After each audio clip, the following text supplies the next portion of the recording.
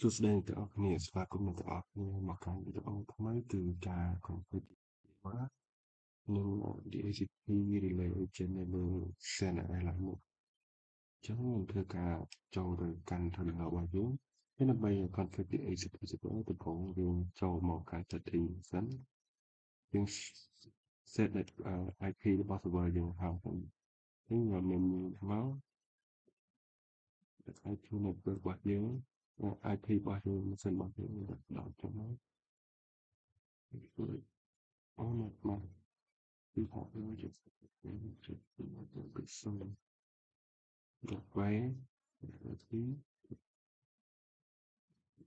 ជិតនៅអូខេមកផ្លាយទៅមកទឹកកាត់ឲ្យគឺ ADDR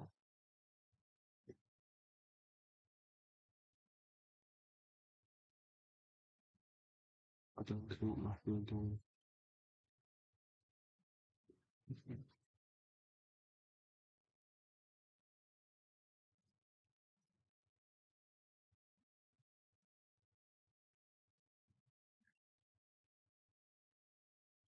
សម្រាប់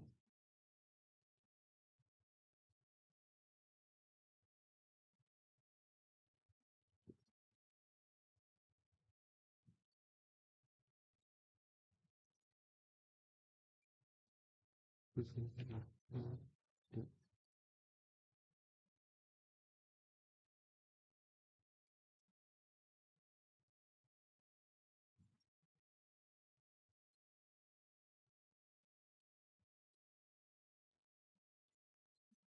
អូខេយើងធ្វើកន្លងសុំអញ្ចឹងបន្តមកទៀតយើងធ្វើការតម្លៃ software DHCP server ចឹងនៅក្នុងការតម្លៃយើងប្រើយ៉ាង install DHCP server មកតែនេះដោយសារការខ្ញុំតម្លើងហើយអានោះកំដៅថា DHCP server មួយទៀតគឺសម្រាប់DHCP relay agent អញ្ចឹងយើង install DHCP relay ទៅមកអញ្ចឹង software មួយនេះគឺខ្ញុំតម្លើងបាត់នេះហើយដូចគ្នាដែរអញ្ចឹង step បន្តទៀតគឺយើងធ្វើការ config netmask របស់យើងអញ្ចឹងដើម្បី config អឺ pool rank របស់ IP របស់យើងនេះដំបូងយើងអាចទៅយក sample ចេញពី user share DHCP DHCP នេះបានខ្ញុំអាច copy ទៅដល់ដាក់ឲ្យទៅ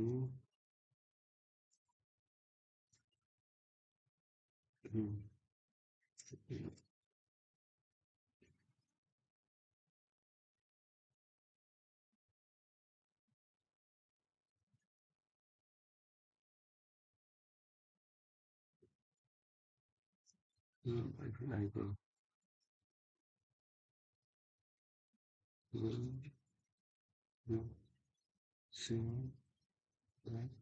DHCP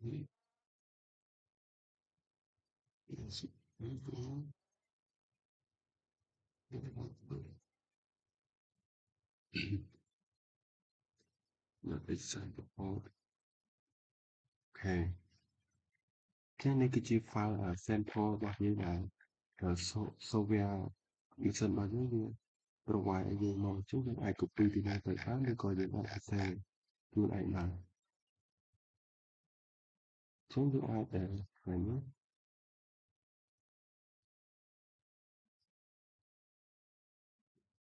្ចឹងយើងអាច copy file ហ្នឹងយកមកដាក់នៅក្នុង etc នេះក៏បានយើងឬក៏យើងទៅ share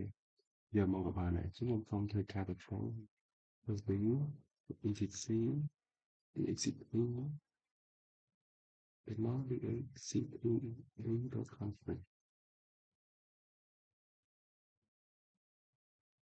ចឹងវាគឺជា net មកដែលខ្ញុំបានធ្វើអញ្ចឹងខ្ញុំសូមលុប net មកខ្លះខ្ញុំសូមលុបពីកន្លែងនេះមក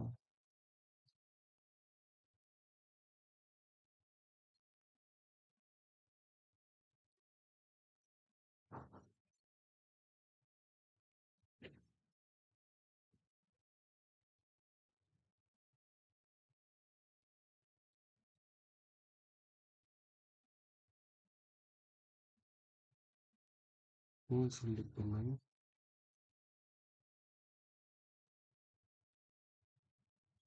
Chắc cái này này cái này before time này này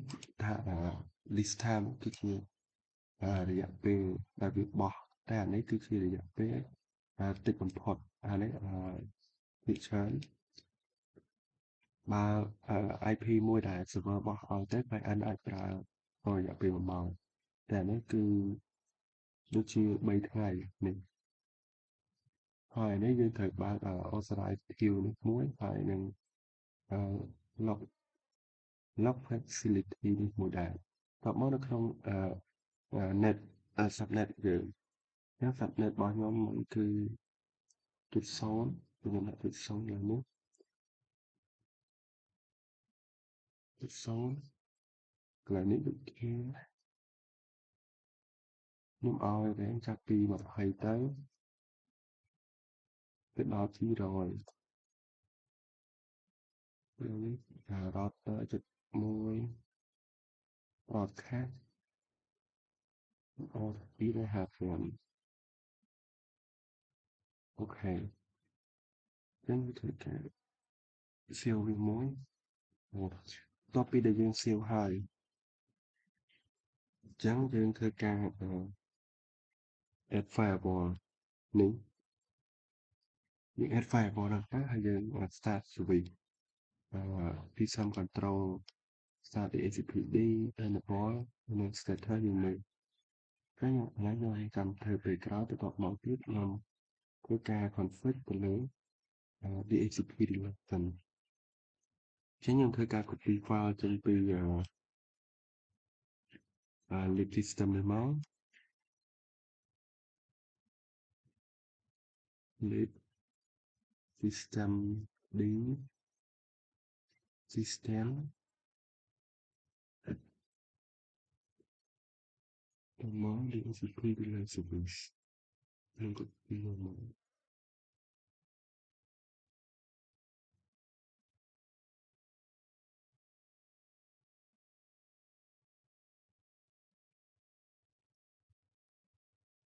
ចឹងបាទចឹងទៅមក yes okay step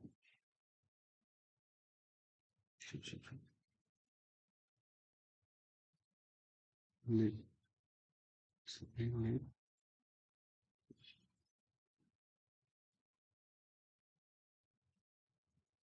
service ទៅមក lib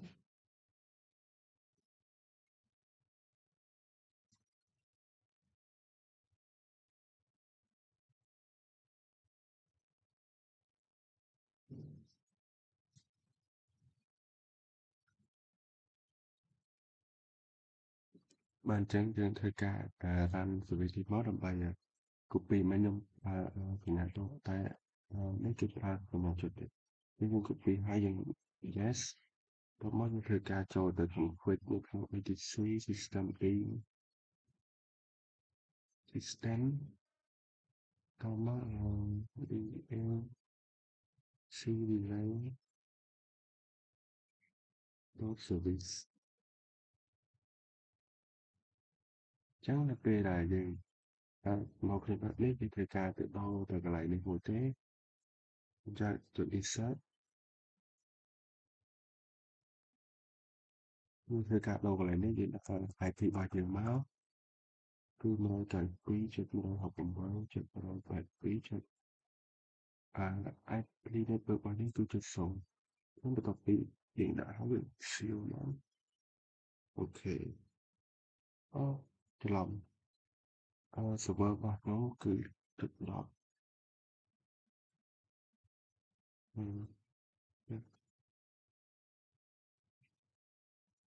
បាទយ៉ាងបន្ទាប់ពីយើងធ្វើការ restart server របស់គ្នាអញ្ចឹង service របស់ DHCP server យើងមានអានេះគឺ enable DHCP server នេះជា system control enable DHCPD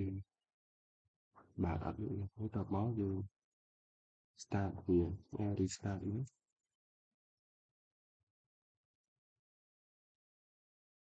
ហើយយើងធ្វើការឆែក CPD ខុសកន្លែងណាខ្ញុំខុស subnet មកចឹងខ្ញុំធ្វើការទៅកែនេះវិញ អូខេ subnet មកបើខ្ញុំខុសខ្ញុំក៏ចុចវិធីទៅខ្ញុំធ្វើការ refresh ទៅអូខេចឹងខ្ញុំធ្វើ set ថាខ្ញុំមក set ថារបស់ service របស់ខ្ញុំអូខេ running ចឹងបន្តមកទៀតគឺយើងធ្វើការreload service របស់ DHCP relay ម្ដងចឹង DHCP relay មានពីរនោះគឺ control system daemon reload និង restart DHCP relay system control system daemon reload អូខេតបមក system control restart DHC relay មកអូខេ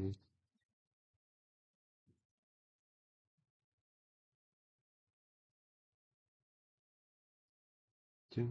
ឆែកមើល status ម្ដងទៀតអូខេ running ហើយចឹងយើងធ្វើការតេស្តវាទាំងអស់គ្នាតែចឹងខ្ញុំធ្វើការបិទ DHCP នេះមួយសិនចឹងខ្ញុំបក apply អូខេចឹងខ្ញុំមកកាន់ control panel របស់ខ្ញុំមិនហើយខ្ញុំយកបាទ property IPv4 របស់ខ្ញុំគឺយក DHCP file ចឹងខ្ញុំចូលទៅកាន់ command prompt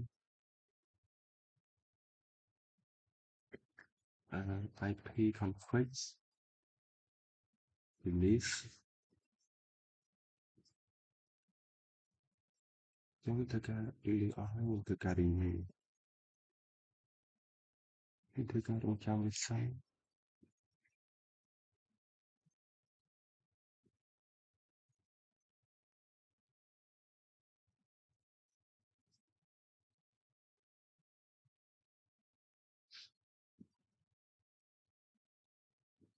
ចឹងធ្វើការ renew បានហើយគឺជា IP ដែលយើងនៅក្នុង rank របស់យើងហើយនេះគឺជាអឺ IP G4 gateway របស់យើងចឹងពីនៅ8ហ្នឹងប៉ុណ្ណឹងប្រហែលខ្ញុំដាក់release ផងម្ដងall ខ្ញុំចេញទៅก่อนចឹងចំពោះVNet 8នេះយើងទទួលបាន IP នេះមកពី server DHCP នេះហើយនឹងមាន default gateway នេះខ្ញុំវីដេអូនៅក្នុងការធ្វើDHCP ជាមួយនឹង DHCP relay agent នេះរបស់នៅក្នុង SendX គឺមានតែប៉ុណ្ណឹងចឹងអរគុណអ្នកទាំងអស់គ្នា